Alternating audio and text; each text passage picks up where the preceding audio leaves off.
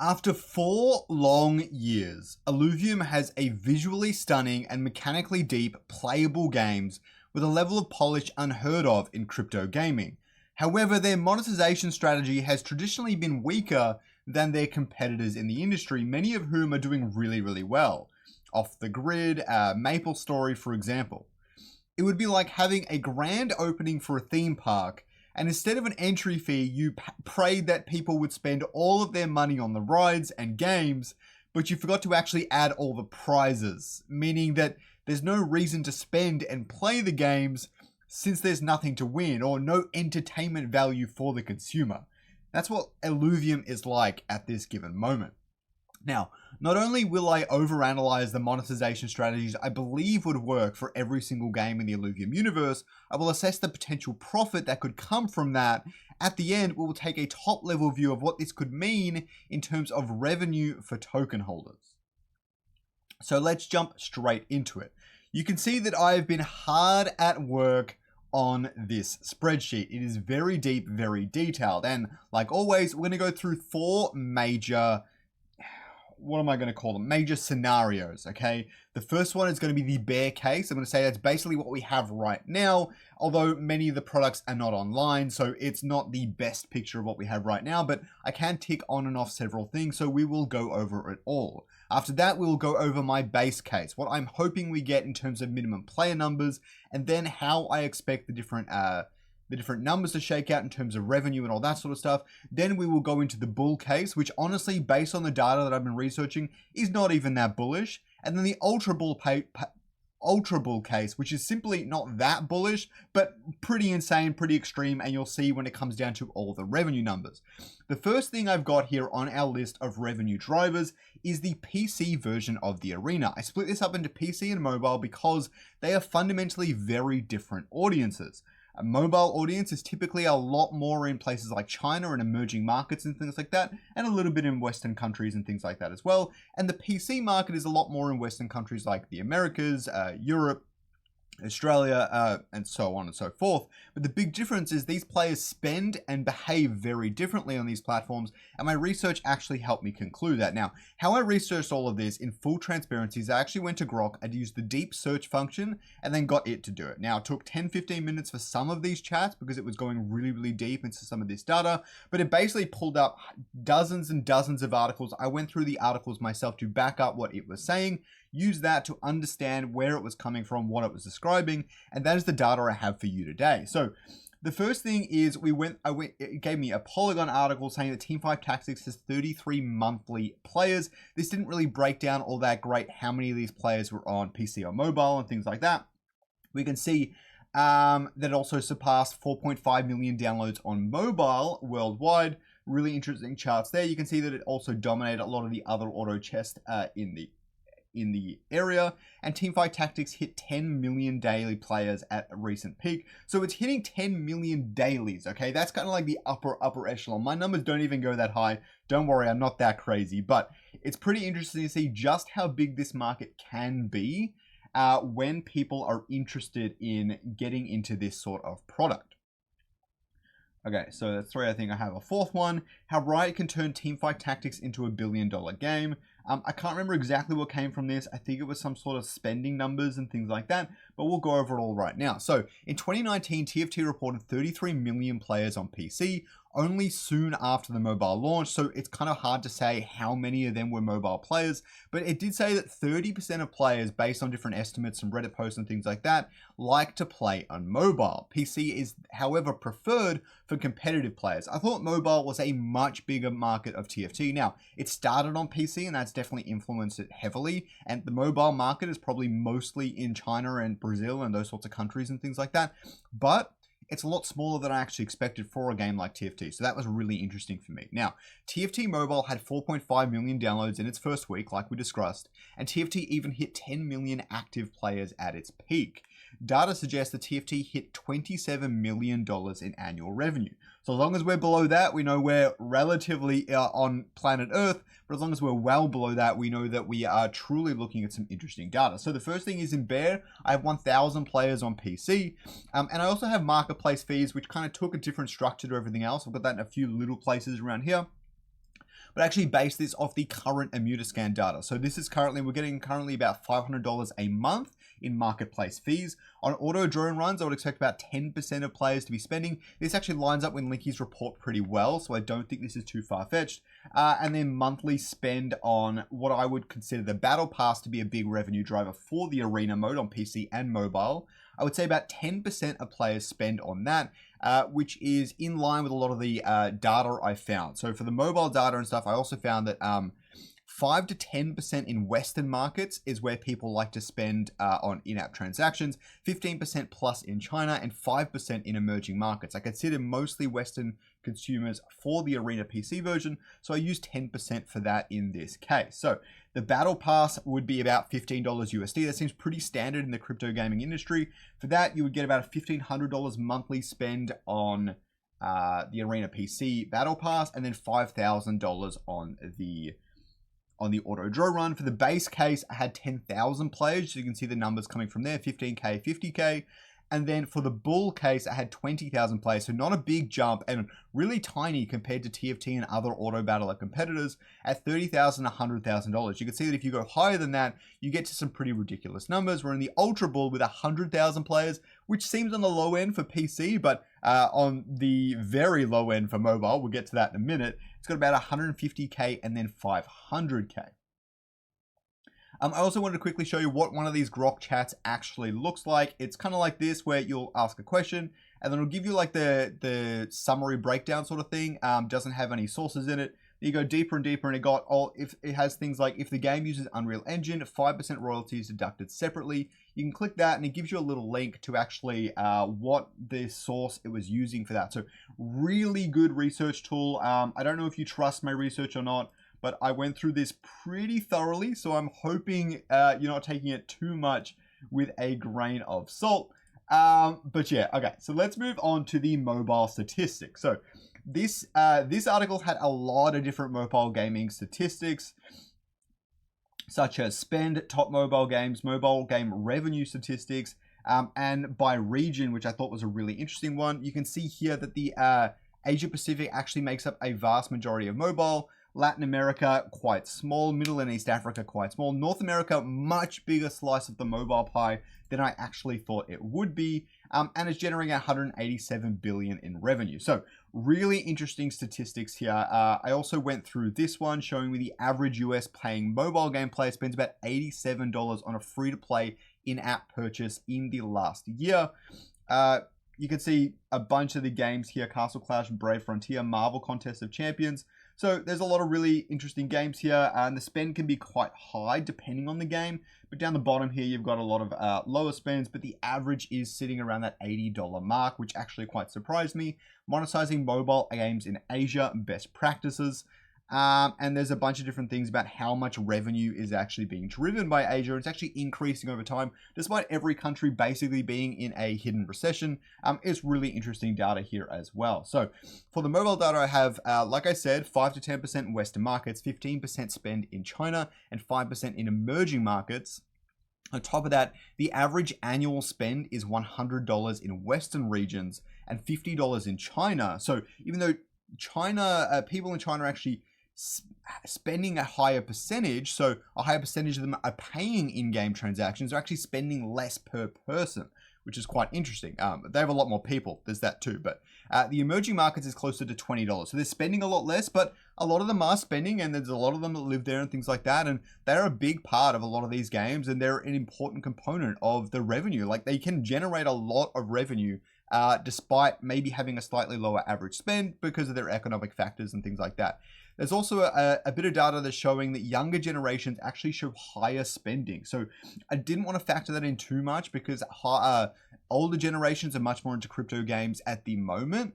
But if a game starts to target the younger generation, it's definitely something that should be considered. So for the Arena Mobile, I have 10,000 at minimum. I definitely think if we launched on mobile, that would be the bare minimum. Every single crypto game that is launched on mobile hits 10,000 minimum, even if it's an idle clicker. I know this game's a little bit more involved, but if it's on the app stores, it has 10,000 minimum downloads, no questions asked. If you guys disagree with me, just unsubscribe, leave, I don't care. 10,000 is obvious. You can argue the other stuff, how many people would spend, all that sort of stuff. That stuff's easy. 10,000 is the base case here. or the bear case even. Spending 5% because it's a lot more based in, so the battle pass I have at 5%. The auto drone run I have 1%. I don't expect that to be a big component of decision-making factors for people playing on the Arena mobile. It's much more of a PC and much more of a crypto gaming thing. And then for the marketplace fees, it's all pretty similar to what we have. No, so for the cosmetic store, I have it back up at 5%, which I think will be a really big component. Product spend per month, I've only got it $4 for the cosmetic store, because a lot of this data, when it was saying like $50 spend in China, for example, is across the entire year. So I had to divide that by 12 to actually get the number I was looking for. So there's $50 for auto drone runs. It's just like you buy 10 auto drone runs a month, 150 auto drone runs a month, I think would make sense. Maybe this should go down, to be honest.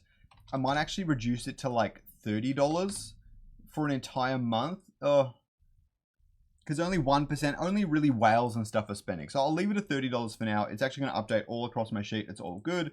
And then, yeah, the product spend, $15 for a battle pass. Obviously, 5% of players are spending that on mobile because it's in a lot of different markets and things like that. And this lines up a lot better with things like Latin America.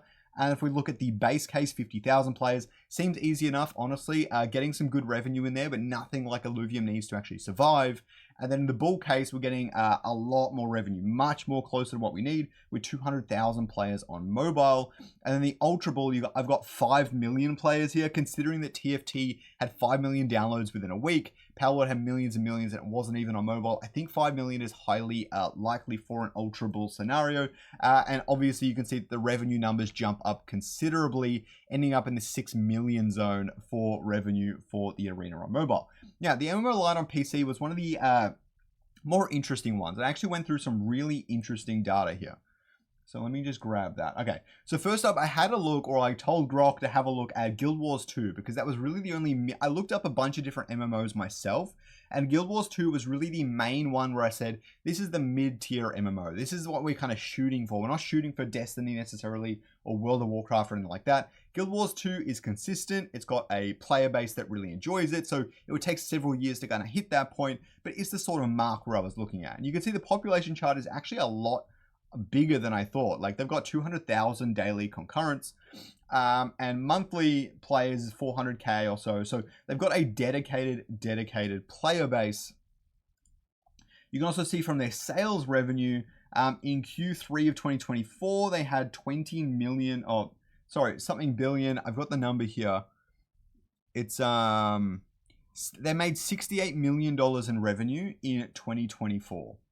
See, I came prepared. Don't worry, guys. Like down below if you think I came prepared. Okay, so Destiny 2, I also wanted to look at because in terms of gameplay mechanics and style, it's probably going to be the closest to what the MMO Lite for Illuvium is actually going to be striving towards, in my opinion, especially with the way they're going to monetize in-app transactions, subscription fees, season passes, all the rest of it. I think it's probably the closest relative. And the population chart, obviously, going up a little bit at the moment. They probably had an expansion recently, 300,000 players. Pretty similar population charts for the monthly as well. And you can see how much does an average gamer spend on microtransactions and free-to-play games. There's some other data here and stuff as well, but I will break it all down for you right now. I just wanted to show you that I've got some sources. Let me know down below if the sources aren't helpful, if you just want to hear me read out my talking points on the data that I uncovered and then go through it all. That's perfectly fine as well. But really, Guild Wars 2 has 200,000 daily actives and 20 million total players. Destiny 2 is about 300,000 daily and 50 million total players. Palworld, which was a much simpler MMO Lite, which is quite interesting, and the Creature Capturer saw 2 million active players pretty much within the first week. Obviously, that fell off over time, but 2 million active is really good on Steam alone. Probably had many more across Xbox Game Pass and all the rest of it. Guild Wars 2 made 70 million in revenue in 2024, and Destiny 2 shares a free-to-play model and sees success through season passes and expansions. That's its big monetization strategy, and clearly it's been working really well for them. Quora and The Gamer also note that 89% of players actually spend in these games, and the average person spends about, well, I think this is in the United States, spends about $400 annually, which surprised me a lot, okay? Now, they spend $400 annually on video games as a whole, so I factored that in. I took out half of that, and I said that's in-game transactions, and then divided by 12 for the month as well. So with the MMO Lite, I've got 5,000 players minimum, considering how big our email list is and how big crypto Twitter and other PC games and stuff are. I think that's a pretty good bear case here. Spending, I've got 40% on the battle pass. I know I said 89% from the stats, but I didn't want to go that crazy. I think the battle pass won't have that many people. About half of, I looked up some other resources, and about half of people actually go for a battle pass in a PC game. I think it's a little bit higher maybe on mobile, I'm not sure. It's probably a lot lower on mobile actually. Subscription model, I said most players subscription. If it's, I think a subscription model would be really good for the MMO Lite personally, and that's why I've included it here. And I think most players would need to do that. There'd probably be some sort of free-to-play track in World of Warcraft. You can hit level 20 before needing a sub, for example. I think that sort of system would work pretty well here. But really, I think 80% on the subscription model makes total sense. And then microtransactions in line with the data, I set that at 85%, $15 a month based on all that, how much they're spending over time and things like that. And then our monthly spends are actually getting really high. So the MMO Lite could actually drive a lot of revenue. Obviously, I'm talking like the MMO Lite in its final form. Like the MMO Lite is ready to play, it's fun, it's got a lot of good progression mechanics, a lot of good retention tools. The battle pass is fun and interesting and you want to keep coming back for more. It's a good game. Obviously, all of this is considering it's a good game.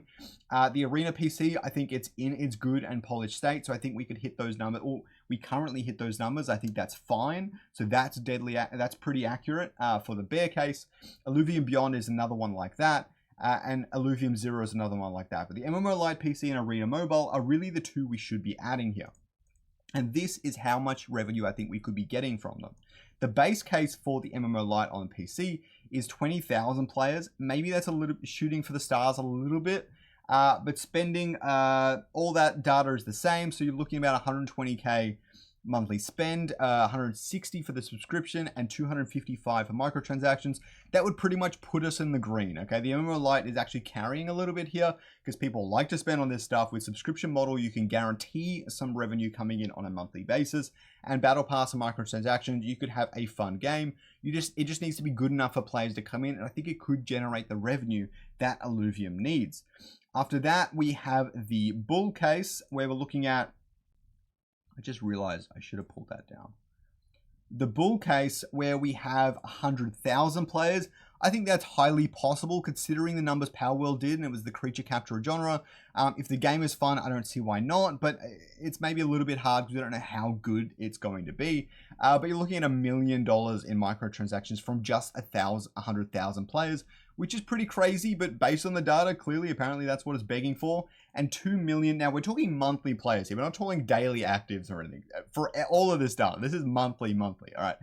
So 2 million players for the MMO Lite on PC in the Ultra Bull case. We're allowed to go a little bit crazy. But you can see the revenue numbers skyrocket and go basically to the moon and straight through it.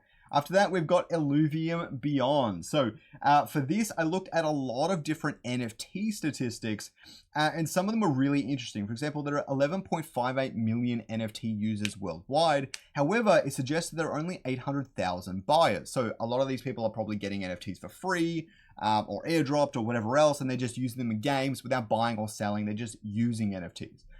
So that's quite fascinating. So I think the upper limit is really only 800,000 for Illuvium Beyond, that is, and even then it shouldn't really go that high, you know what I mean? So the NFT market is estimated to be valued at about $700 million, so not that big, and if we can get a small share of it, that'd be quite good. And the average revenue per user in the NFT market is estimated to be $59. So some of these stats were really fascinating, honestly, and I didn't expect to see some of this sort of stuff. What are NFTs and how do they work? All the digital art sort of thing. Some really interesting resources here. The Doodles and G-Shock collab. So we have a promotional sale every single wave in Illuvium Beyond. I was wondering how much they actually work across the entire NFT market. You can see that when Doodles partner with G-Shock, I'm not sure exactly where the stat is, but I saw it was something like a 69% or 59% boost in their sales for the first few days after this collaboration and stuff like that. There we go. 62% sales volume jump after the collaboration. So clearly it actually works really, really well in the space. I also had a look at the Illuvitar's stats themselves, and you could see from this chart up here that the unique holders has been steadily increasing, but it's about 13,000 people are actually holding Illuvitas, and it's got quite a bit of trade volume. It's got 5 million here. I think that's all-time trade volume. I actually had a look at the trade volume itself and looked at all the stats and went over it and things like that for the Illuvitas for my chart, so don't worry about that. Okay, so when we have a look at the Illuvium Beyond stuff, we can see that I've got Alpha Disc, Standard Sale, and Promotional Sale all separated. This doesn't actually include the marketplace fees. I've got a lot of that for Illuvium 0 though, so we'll go over that in a second. But yeah, so the average revenue spend per user is about $59. Data suggests that approximately 11 million NFT users worldwide, despite only 750,000 buyers. A vast majority of the NFTs sit between $100 and $200 to buy them, so that's a really important factor there as well. And Doodles and G-Shock partnership boosted sales by 60% in a single day. Currently, there are 13,000 unique owners. So being conservative with that 13,000 number, I've got 8,000 people actively involved with Illuvitas, and then only 10% of them are actually buying each new wave, which feels pretty accurate based on Linky's data and things like that. I tried to get this close to Linky's data so that I knew I kind of had it in the right ballpark, and Alpha Disc, only 10% of people may be spending on that. I think that seems pretty accurate in the latest wave at least. 15% on the Alpha Standard Sale, in line with a lot of my other percentage numbers across the PC games and things like that. And 15% on the promotional sale, because I reckon most people buy at least one and stuff like that. And the sale number, I've basically taken the average NFT itself. So it would be like... So the product spend for this one, I've got $200 divided by 3 because it's across 3 months, so $67 a month, because the NFTs themselves cost $200. The standard sale, you could probably spend $100 on them every single month. And then with the promotional sale, I basically just took the Alpha Disc and times it by 1.5 because sale volume boosts, right? And then in the base case, we've got 13,000, 20,000 in the bull market, and then ultra bull, 50,000 people actually buying and selling in Illuvitas. Highly conservative considering the general NFT market itself. We can see even in the bull case, you're getting to 600K revenue every single month. It's a little bit hard because it comes in ebbs and flows, but over time, I would expect that. I think this is a really good estimate of the Illuvium Beyond product. So Illuvium 0 has two major things: the marketplace fees from land being traded amongst people, which I had a direct look at Immunoscan to get that data myself. And then Illuvium 0 on mobile has about 7,500 players at the moment. That's the latest data I got from Kieran from being on the council. And then I don't know how many of them are spending on microtransactions, but I used a lot of the mobile data and stuff I've already looked at to kind of analyze how much people would be spending, where the average annual spend is $100 in Western regions and $50 in China, and emerging markets is closer to $20, like I said before. So with the product spend, I've got $8 because I've basically taken 100 divided by 12. And about 10% of them are spending because the current market for Illuvium 0 is probably mostly situated in Western markets. And then marketplace fees, you can see, is coming down to $1,200. Didn't increase marketplace fees much for the base case. I think it's ramped up quite a bit recently, so I don't expect it to go that much higher for the base case. But a lot more players, maybe. It's exceeding basically landholders at this point, but you can play free to play and spend in the game, so there's that as well. I don't expect that many though, because the game is really not that compelling for someone who's into mobile city builders and stuff, so I've kept it extra conservative for Illuvium 0 and the player numbers themselves. And you can see it doesn't really generate that much revenue in the end. If they improve the game, then this would probably change, and I would probably change my outlook and my data for this as well. Now, the other last thing, and I'm not going to spend too long on this, is actually IP licensing. Because I think in the short term, it might actually be really beneficial to Illuvium to actually license out the IP. For example, if they have one studio spending 100%, it's 100% on pretty much all of this.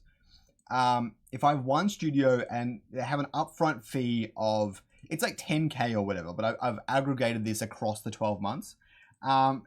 If I have them do an upfront fee of like 10, 15K or whatever, then the Illuvium DAO is getting that 10, 15K and they can use the IP. Then we get a revenue split from whatever they're actually using, from whatever they're actually generating themselves. And then we have a minimum guarantee as well. So if they're not generating that much revenue, we still get a bunch of money from them each month just for licensing out the IP. Then in the base case, I've got 2 studios doing this, then 4 on the bull, and 8 in the Ultra Ball. If Illuvium is highly successful, everyone would want to use the IP, so this makes perfect sense. There's not too much data from that. I had like one Reddit post that Grok managed to find, because apparently it's very much case by case, but some big deals can go for like 500k upfront fee and that sort of stuff. So it's not crazy to keep it really, really low and conservative here, okay? So after that, we've actually got the monthly revenue here, right? So you can see that for the bear case, I've got $458,900, but what we really need to do is turn off different things. So Illuvium Beyond is on, Illuvium Zero is probably generating that revenue. We don't have any licensing, and Arena Mobile is not a factor. So we're looking closer to 300,000 in revenue. We need 1 million for break even, so that's not too bad, but that's considering that Illuvium Beyond is online, the promotional sales are doing well and things like that. If we say the Illuvium Beyond doesn't perform, then our revenue goes down to $12,000. We basically have nothing, okay? So Illuvium Beyond is really carrying the Dow here in this bear case. If we look across and we say the Arena Mobile activates for our base case at the end of this year, let's say, then, and Illuvium Beyond is doing quite well because the game's getting more popularity and things like that, then we're looking at closer to $600,000. We activate licensing, we're getting a little bit more. Our licensing really does help in the bear case in particular. It might be a good short-term thing, but maybe not that useful. And then the MMO Lite is still not turned on. If we turned it on, then we get to break even, but it's not going to be ready by then. So let's assume the base case is kind of like 2026. Game's doing well, slowly gaining popularity. I think we can hit $600,000 in revenue sometime in 2026, considering all of these different revenue streams, structures, subscription models, all that sort of stuff is really, really important. Then we go to the bull case where we get to maybe 2027, and then we turn on the MMO Lite and the revenue skyrockets from basically everything, the increased player numbers and all the rest of it, and we're sitting at 4 million revenue a month. The Dow is saved, everybody win, token goes to the moon, you know, all the numbers, okay? Absolute fun here. And then the Ultra Bull case, you can see it gets pretty nutty. If we have a look at the charts to make things a bit easier, you can see in the bear that the MMO Lite is generating not that much, beyond generating pretty much all the revenue. In our base case, it's actually a lot more evenly distributed all across the board. In the bull case, the MMO Lite is dominating. Arena Mobile doing actually really, really well, beyond doing quite well. And in the Ultra Bull case, mobile from Arena actually starts to dominate quite a bit compared to everything else, and the MMO Lite. So the Arena Mobile and MMO Lite are two things we do not even have in the game yet, but they are the two things that are going to drive revenue for Illuvium. The data I've found supports this, okay? It supports it. What do you want me to say? I'm trying to be as objective as I can about this. It's exciting stuff, and obviously the game needs to be good. It needs to be able to garner a player base that enjoys playing and enjoys spending in it. But these two things have not been turned on yet, and they are really the revenue drivers here. You can see the way it increases over time. Right here, this does not have the Ultra Bull case, but you can see the MMO Lite starts off really small and then starts to increase. But again, it's not even turned on yet. And then the Ultra Bull revenue is really interesting as well. So I hope you learned something today. I hope you enjoyed the video.